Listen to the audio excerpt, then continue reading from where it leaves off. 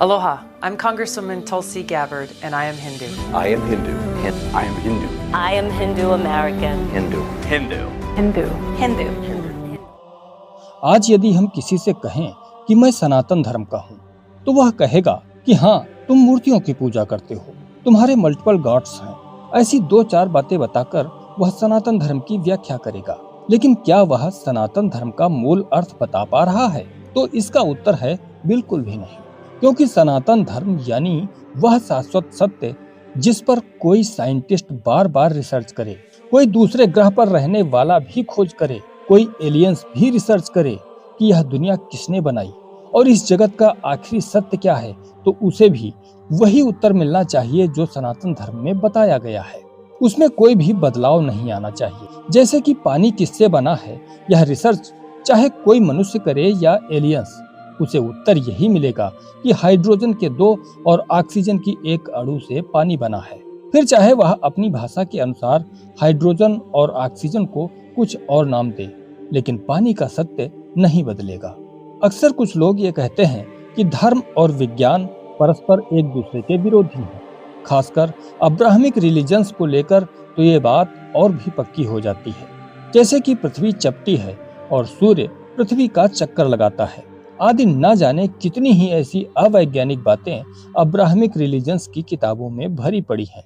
लेकिन आश्चर्य की बात है कि जो खुद अवैज्ञानिक हैं, वो सनातन धर्म को अंधविश्वास से भरा हुआ बताते हैं। जबकि सच्चाई ये है कि विज्ञान को जब सनातन धर्म के साथ जोड़कर देखा जाता है, तो ऐसा लगता है जैसे 2 पुराने साथी सदियों से एक ही पथ पर साथ साथ चल रहे हैं। साथियों, सनातन धर्म का विज्ञान तो नासा के वैज्ञानिकों ने भी माना है, और आज के वीडियो में हम एक ऐसे अंग्रेज वैज्ञानिक से आपका परिचय करवाएंगे जो नास्तिक होते हुए भी अंततः सनातन धर्म के हो गए। नमस्कार, आप देख रहे हैं हिंदुत्व का शंखनाद और मैं हूं आपका दोस्त विष्णु शरण।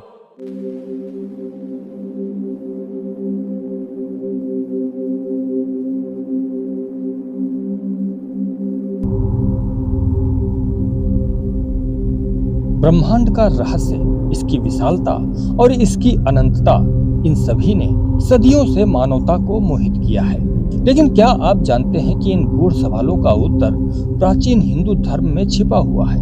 जी हाँ, ये हम नहीं कह रहे, बल्कि ये कहना है एक महान अमेरिकी वैज्ञानिक का।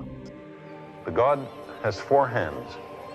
In the upper right hand is a drum whose sound is the sound of creation. Carl Sagan, जो कि एक महान अमेरिकी खगोल शास्त्री, खगोल जीव विज्ञानी और लेखक थे। इनका जन्म 9 नवंबर 1934 को न्यूयॉर्क में एक यहूदी परिवार में हुआ था। लेकिन क्या आप जानते हैं कि यह महान वैज्ञानिक प्राचीन भारतीय ब्रह्मांड विज्ञान से गहराई से प्रभावित थे। ये बात है 1990 की, जब नासा का अंतरिक्ष यान वायेजर 1 अपने ब्रह्मांडीय मिशन पर था। 14 फरवरी 1990 को जब यह पृथ्वी से 6 अरब किलोमीटर दूर था, तब महान वैज्ञानिक और खगोल शास्त्री कार्ल सैगन के कहने पर अंतरिक्ष यान ने पृथ्वी की एक तस्वीर खींची। यह तस्वीर नासा के टेलीस्कोप टेस्ट द्वारा खींची गई थी। इस तस्वीर में पृथ्वी एक छोटे से नीले बिंदु के रूप में दिखाई दे रही थी। अनंत ब्रह्मांड की तुलना में पृथ्वी का यह स्वरूप देखकर वह दंग रह गए। उन्होंने देखा कि इस तस्वीर में पृथ्वी का अस्तित्व ब्रह्मांड की तुलना में एक कण से अधिक कुछ भी नहीं है। उन्होंने इस पर एक किताब भी लिखी जिसका नाम है pale blue dot. Pale blue dot सिर्फ एक किताब नहीं है, बल्कि यह हमारे अस्तित्व पर एक गहरा चिंतन है। कार्ल सैगन ने अपनी शिक्षा शिकागो विश्वविद्यालय से प्राप्त की, जहां उन्होंने खगोल शास्त्र और भौतिकी में विशेषज्ञता हासिल की। उन्होंने विज्ञान में अपनी समझ को गहरा किया और इसे आम जनता के लिए सुलभ बनाने के लिए 1980 में कॉस्मोस नामक एक टीवी श्रृंखला शुरू की। साथियों, कार्ल सैगन, जो खुद एक नास्तिक और मानवतावादी थे, लेकिन वो प्राचीन हिंदू धर्म ग्रंथों से अत्यधिक प्रभावित थे। उन्होंने ऋग्वेद के श्लोकों का उल्लेख करते हुए कहा कि सबसे परिष्कृत ब्रह्मांड संबंधी विचार भारत से आए थे।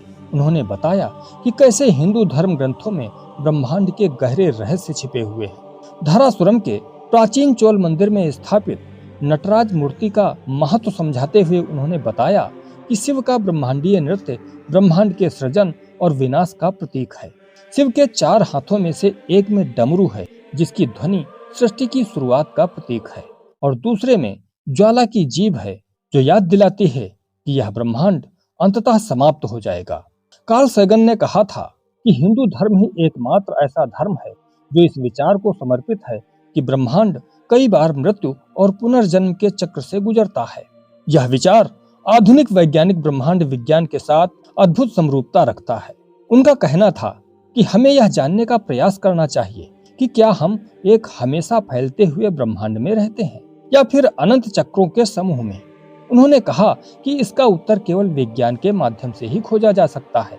कार्ल सैगन भले ही जन्म से यहूदी थे, लेकिन जब उन्होंने हिंदू धर्म ग्रंथों में छिपे गहन विज्ञान का अध्ययन किया तो वह हिंदू धर्म से प्रभावित होते चले गए।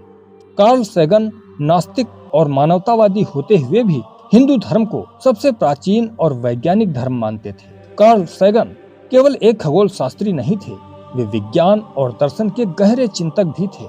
उन्होंने न केवल कॉस्मोस के माध्यम से ब्रह्मांड को समझने का प्रयास किया, बल्कि उन्होंने हमें यह भी सिखाया कि अंतरिक्ष की विशालता में हमारा स्थान कितना अस्थायी और विशेष है। वॉयेजर 1 की यात्रा ने सैगन को गहराई से प्रभावित किया। उन्होंने इसे मानवता का सबसे साहसिक कदम माना, जिसने हमारे सौरमंडल की सीमाओं से परे हमारे दृष्टिकोण का विस्तार किया। 20 नवंबर 1996 को यह महान वैज्ञानिक इस संसार से हमेशा के लिए विदा हो गया। तो साथियों, अगर आपको यह वीडियो पसंद आया हो तो इसे लाइक करें, शेयर करें और चैनल को सब्सक्राइब करें, ताकि आप ऐसे ही और भी दिलचस्प वीडियो देख सकें। मिलते हैं आपसे अगले वीडियो में, तब तक के लिए वंदे मातरम, जय श्री राम।